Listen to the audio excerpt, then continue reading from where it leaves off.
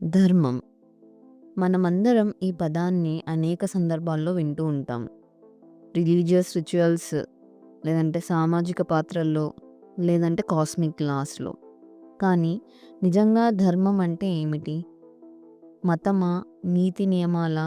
లేక ఇంకేదైనా లోతైన మీనింగ్ ఉందా?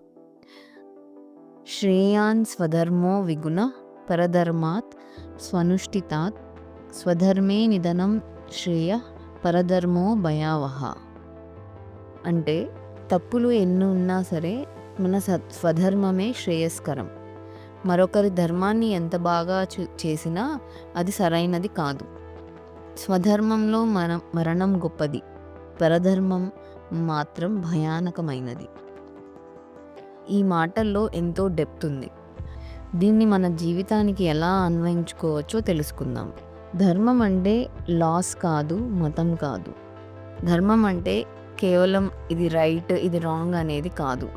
గీతలో ధర్మం అంటే మన ఇన్నర్ కాలింగ్, ఆంతరిక పిలుపు, మన స్వభావానికి సరిపోయేదే బాధ్యత. సాంస్క్రిట్లో ధ్రువ్ అంటే ధరించడం, అంటే నిలుపుకోవడం. అందువల్ల ధర్మం అంటే విశ్వాన్ని నిలుపుకునేది. ఇండివిజువల్గా చూస్తే మనం మాత్రమే పోషించగలిగే ఒక ప్రత్యేకమైన పాత్ర.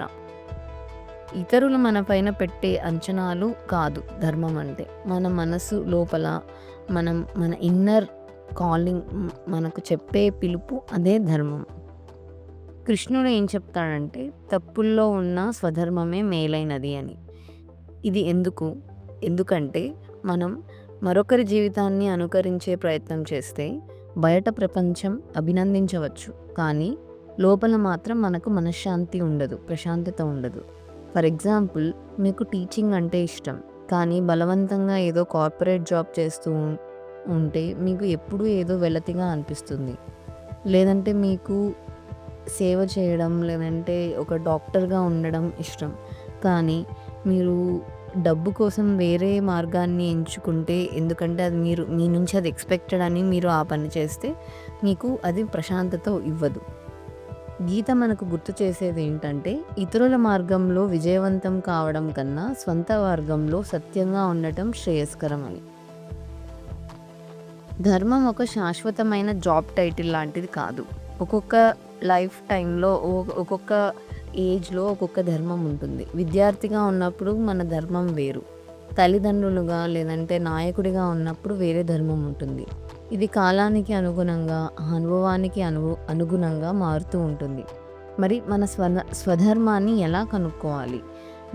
మిమ్మల్ని మీరే ప్రశ్నించుకోండి. ఏ పనులు నాకు న్యాచురల్గా శక్తినిస్తాయి? ఎక్కడ నేను ఉత్సాహంగా, ఉపయోగకరంగా ఉంటాను? కష్టమైనా సరే నేను ఏ పనిని చేయాలనుకుంటున్నాను, ఏ పని చేయడానికి ఇష్టపడుతున్నాను అని ఆలోచించండి.